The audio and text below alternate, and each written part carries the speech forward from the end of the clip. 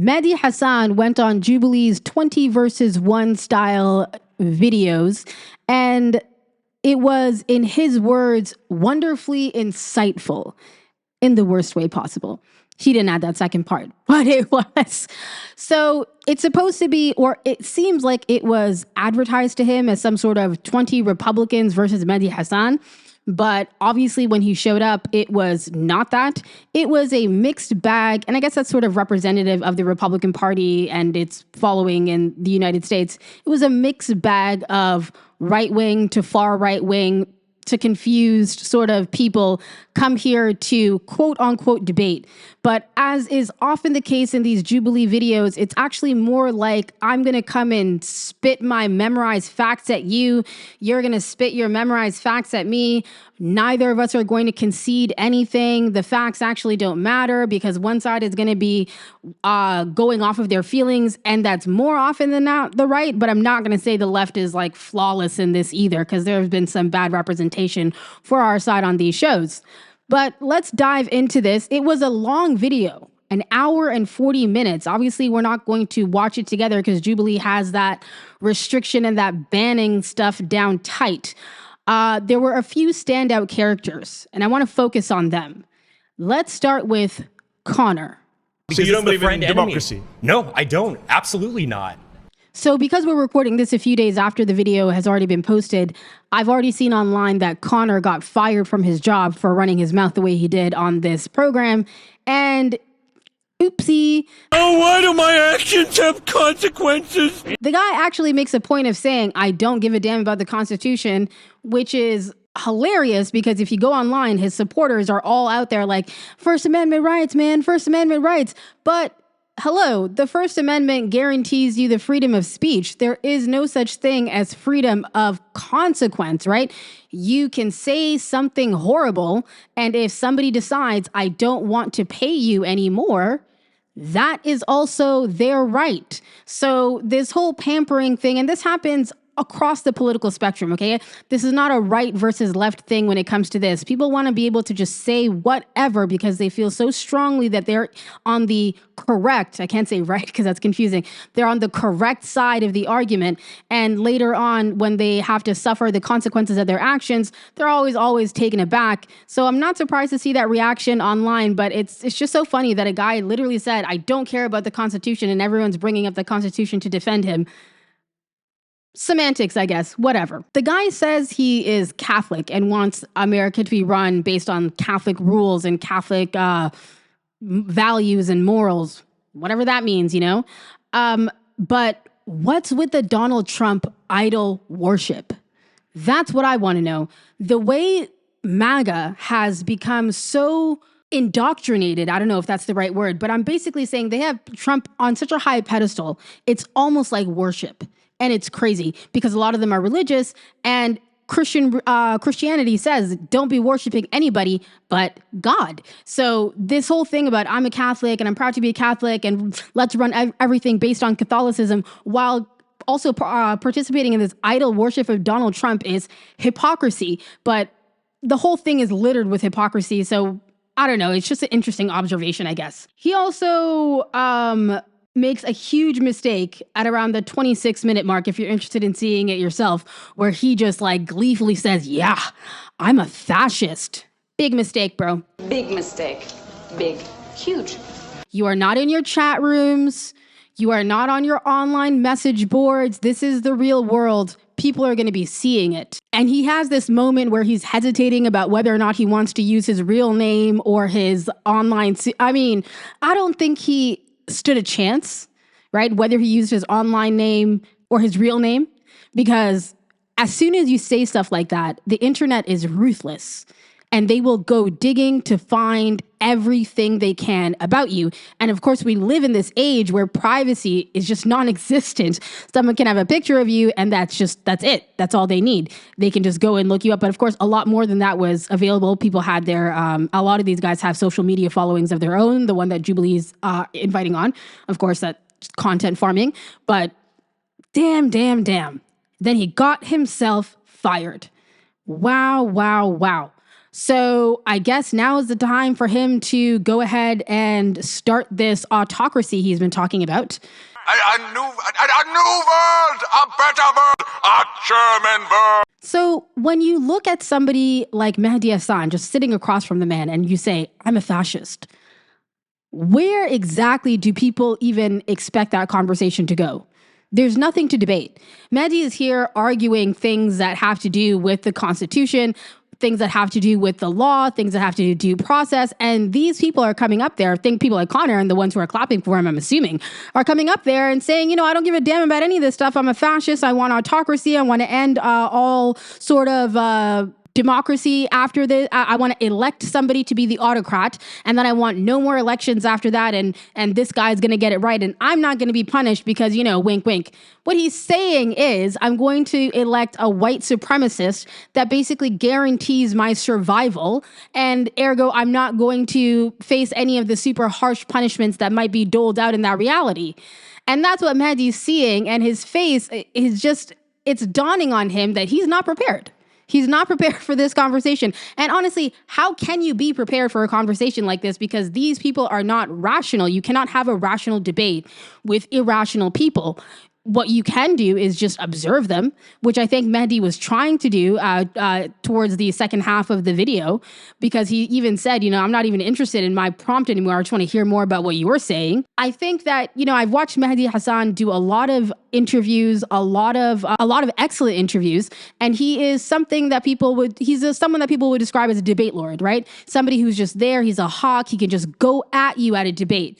And he prepared for that kind of arena where he would have his facts and go up against people and press them on the facts. And they would be like, oh, well, I guess in the light of facts, I can't really. Nope. These people are like, facts are what Trump and Trump's clan tell me it is. Okay. I don't have thoughts of my own. I have the opinions of Trump. And I know this because Trump's opinions just sway with the wind, and these guys just follow him, right? I mean, think about it. The Epstein list, and well, there is nothing to see. And honestly, it would crash the world economy if we released it. And people are like, okay, I'm on board. I'm going to fix the economy, and the farmers are with him. And then he brings all these tariffs on, and they're losing their farms, and they're like still on TV, on TikTok. Oh, Trump, I love you, man. But if you could just talk to me and let me know what to do about these loans. They're not going to realize until it impacts them in a serious way that Trump is not on their side, right? And that's what happens when you're in a cult. You invest so much of your time, your energy, your personality. You make so many sacrifices. People stop talking to you, especially if you're in MAGA, right? The red hat is just, it's a symbol now. And you either rock with the red hat or you don't. So once you've decided that that's the team that you're on, I'm trying to understand their position. Once you've decided that that's the team that you're on, you really have to commit. You have to, especially if you've been on the bandwagon for this long, you're not going to jump off. And because to say that any of this stuff is true, to concede to any of Mehdi's points, challenges their entire reality. Because you can't accept one thing without accepting the other thing, and then the other thing, and then the whole house of cards comes down. And people aren't prepared to deal with that when they've made so much of their life and their personality about this, when they've sacrificed relationships, and in the case of Connor, jobs, just to be on this side. And that's what somebody like Mehdi really needs to understand. And so I think a more productive thing for people on the left to do when they're at these kinds of debates is actually have a conversation where you're not trying to just, ram facts into these people's minds because they don't care about it, right? Sometimes people are throwing a tantrum, and I feel like that's a lot of what's happening on the right right now. Maybe not a tantrum, but they've reached a boiling point. Life is just not going well for them, and they've been directed at an enemy, and the enemy is immigrants, the others, the brown people. And until you start to pull back the layers of that anger and try to understand what's at the root cause of it, it doesn't matter what the facts are. You have to deal with what they're angry about. Like when you support a sports team, it doesn't matter what the statistics are if you're a diehard fan, that's your team, that's your club. You support them. You're going to win or lose. You can curse the TV the whole way through, and still that's your team. And that's what MAGA is. And if the Democrats in America were smart. They would be taking advantage of this anger that has come up in the left, shouldn't say left, in the liberal democratic part of America, and have their own fucking cult, some kind of community to draw people into, to say, come join this side, instead of that scattered effort that's kind of everywhere and nowhere. I give it to the right when it comes to strategy. They know what they're doing. Pink Boy Rude Face. I'm not sure what his name was, but I'll make sure it's on the screen. This guy was huffing and puffing like he was having some sort of episode the entire time, just rocking in his chair, acting like he was going to pop off, but, decided not to make a real effort to get to the chair until later. And then when he got there, he just seemed so full of adrenaline and energy, like it was going to burst out of him. If there weren't guards there, I'm not sure that he wouldn't have just jumped across the table and grabbed Mehdi to just really talk at him. Anyhow, that guy goes up there, blah, blah, blah, bullshit, bullshit, bullshit, bullshit, bullshit, and then tells Mehdi, get the fuck out. I am an immigrant. I'm speaking from personal experience. Get the hell out. I don't even I should get the hell out. Yes. Why? I don't know what I would do in that situation. I couldn't be confronted. Me, a successful man who's interviewed world leaders, who has done more to contribute to American society than this little, let me not finish the sentence, than Pink Boy Rude Face has ever done. And he has to just listen to this little shit say, get the fuck out, like he owns America. I don't know. How Mehdi sat there and just was so composed, I give him props.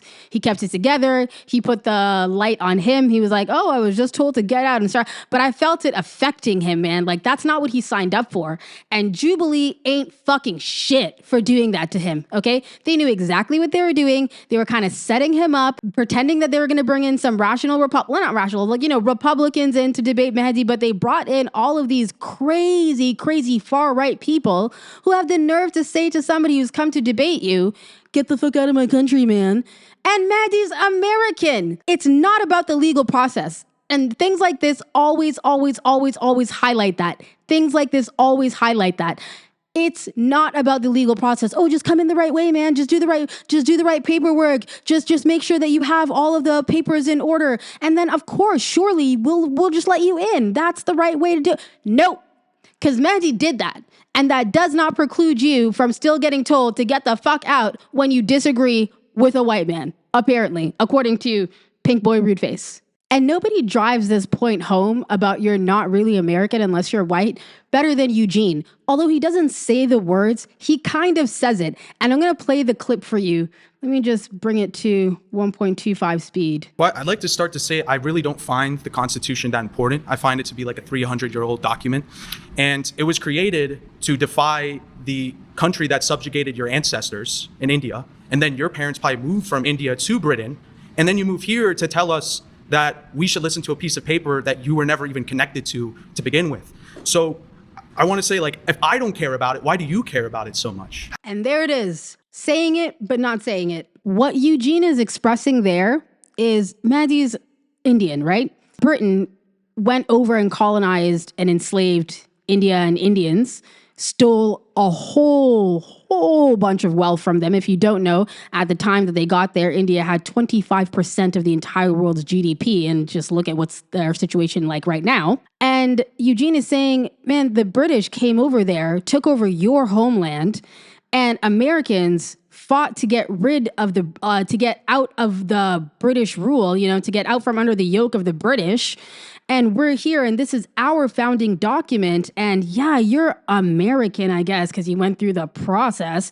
But why don't you let us white people worry about what's in the Constitution? Because if I don't care about it, and I'm Eugene, a Native American, quote unquote, if I, Eugene, don't care about it, what's a guy named Mehdi worrying about the Constitution for? That's what he's saying. That is what he's saying.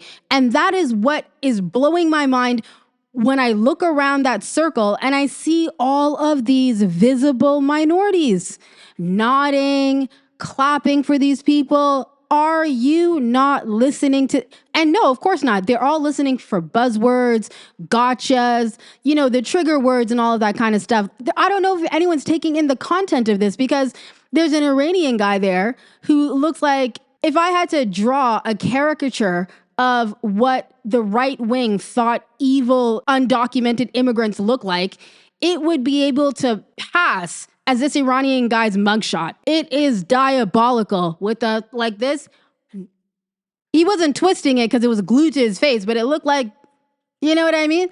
Anyhow, that guy's going to come up in a minute. Like, if they want to come into our country, they have to go through the process. In Iran, Eugene doesn't think you should be here. Okay? Eugene doesn't know why you're participating in the debate. Because Mateen, or whatever your name is, don't worry about what's on the papers. Don't worry about the immigration process. Just be thankful you're here and let us white folks handle that. That's what he's saying. And he's still there representing that side. And this is what I'm saying. We need to do a deep dive into the mind of what's gotten these people so far to the right, that you would tolerate such hatred towards yourself, your people, your parents, your country, and still want to attach yourself to that group. Because let's not forget, all of these illegal aliens that are coming through to America are coming from countries that have been in some way destabilized, ruined, overthrown by the American government. Don't start nothing, won't be nothing, America. If you don't want us coming here, stay the F out of our country. And if you want those to steal the resources, we're going to come back here to see what you've done with it. That's just fact. But in the mind of people like Eugene, in the mind of people like Connor and Pink Boy Rude Face, it is might makes right. And because I'm uncivilized and I come to your country and savagely oppress you and bring disease and enslave you, that makes me righteous, right? Not you, who was minding your own business and welcomed me here and said, let's trade, like civilized people. And you were like, no, I'll kill you and just take your stuff instead. Those are not civilized people. The ones who came and savaged them and raped them and they're the civilized ones who can now tell you to live by the church's values. Shocker. So you cannot debate people like this. And the last person I want to talk about is Edwin. Edwin. I think if anyone would understand anything that I'm saying right now, it might be Edwin. He must have been sitting there listening to all of this stuff and just kind of dying inside. That's my perception. Obviously, I can't prove it. But when he came to sit down across from Mehdi, the guy you could just see he was having a crisis of conscience. He kept asking questions rhetorically and then answering them himself, as if he was just trying to work through what he had just heard, as if he was trying to give himself some self-soothing therapy just to talk it out with Mehdi. And Mehdi was very emotionally aware. He gave the guy room to talk and to explore it. He wasn't his regular combative self interrupting or anything, because I think he just saw the guy, right? This was probably, I would actually like to see a conversation between Mehdi and Edwin specifically, because I think that this is one of the only type of right-wingers or MAGA that you can actually have a conversation with, somebody who shows empathy and can kind of put themselves in the situation of people who have to flee their homes and come here. Because a lot of these other right-wingers treat immigrants as if they're some sort of other species, right? They've been sent here to take over your lands and steal your women and all that. No, these are people. And they would actually love to just be chilling in a home with their wife and kids, with their husband and kids, and just not be worried about being gunned down or having their government overthrown. They come from places that Westerners vacation to. Okay, nobody's trying to leave the tropics and go live in this miserable part of the world. Okay, but they have to because of things that our governments are doing. So I feel like Edwin might have been the only one who kind of understood that. And I really, that one conversation was the only one where I saw some real humanity. And I would be very interested for those two to have a deeper conversation, because the guy is an immigrant. His family came here illegally, and he's listening to all of these people who would wish him harm, who would send him to a prison inside the Everglades surrounded by alligators for things that are out of his control, for his parents daring to wish for a better life. And that must be terrifying, because he's tatted up. He's sitting there homegirl with the pink in her hair talking all that crazy stuff. I just hope she's not near ice anytime soon. Okay? Be careful, because with all those tatted up things, I don't know if you'll be able to whip your phone out fast enough to show them that you're deep in the MAGA cult before they snatch you up. So this Iranian Diablo, which I'm just going to call him, he's out here saying those people need to be cleansed. Why? oh, because they've been poisoned. The kids have been poisoned. He made such a spectacular fool of himself.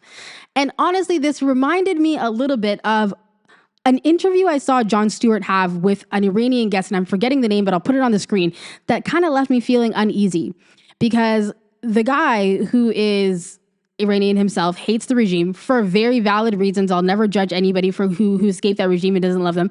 But the way he was talking about what was happening in Iran, the way that they were trying to support Gaza, and the way he was just drawing comparisons between himself and the Israelis, you know, like, oh, we're in fear. And I could totally understand how the Israelis are feeling, not mentioning that about God. I noticed that with a lot of Iranians that are in the West who hate that. I mean, their hatred of Iran is so deep that they hate anybody that Iran is positively associated with. And Mehdi nailed it on the head here. He said, you're so obsessed with Iran, to this guy, to the Iranian Diablo-looking motherfucker. He said, you're so obsessed with Iran that you're justifying the killing of kid. What if they have a suicide vest? I'm seeing the kids on... You're never going to convince these people. You're never going to convince these people. I'm convinced, though, that many people in that circle were calling ICE the second he started speaking. Didn't realize how deep the accent was. They heard him start talking that shit, say he was Iranian, and I'm sure a bunch of them are putting out a hit to ICE. Hey, come get this. That's the absurdity of being on that side. And when Mehdi tries to push him on it, hey, your boy over there hates you. What do you think about? Oh, I don't want to talk about that. I want to talk about this. And then Pink Boy Rude Face is like clapping. Like, what the hell is going on? Meanwhile, when Mehdi's saying things like, they want us gone, they don't want us in this country, they're all nodding along. The contradictions are crazy. For the ethnic people, because the white people, I think, are absolutely sure. I'm in charge. I'm at the top of the hierarchy. And if you agree with me, then you have a place below me, but near the top, where I'll tolerate you, but don't ever say anything that I don't like. Otherwise, you're out this friggin'. And the people who would just take that and just to be accepted, white supremacy, man, just to be accepted by those people, you'll accept that you're lesser. Just to be in proximity. Oh, I'm on this side. I'm not on the left side. I'm not with the immigrant lovers, even though I'm an immigrant, you know, like I'm one of the good ones. Yeah, no. Let me talk to them for you. Guys, it's not right that they're coming through our border. Shut the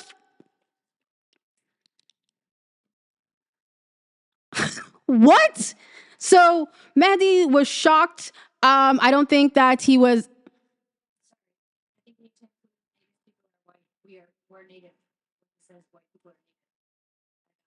Oh, yeah. Honorable mention to the Mr. White people are Native Americans because, wow. I've been seeing online more and more people just claim Native American status. Honorable mention to the Mr. White people are Native Americans because, wow. I've been seeing online more and more people just claim Native American status. Okay, and I'm not saying that none of them have a point, right? The Mexicans, I totally believe it. The land, the area, like, you know what I mean? Some black people say it, and you know what? You make some excellent points. But y'all need to slow down. White people now? White people. You can claim Napoleon or you can claim the tribesmen. Pick a lane. You can't be both. And when I look back at the pictures of people who inhabited this land for as far back as you can get these records, just by the facial structure, by the paintings, I can just tell you right now, they're not white. So how do you figure you're Native? I don't know. A few other honorable mentions. Actually, no, I think this video has been going on for too long. Those are our thoughts. If you want us to do a deep dive into any specifics in the video, do let us know and help us hit that 1,000 subscriber mark. Bread and Captivity News out.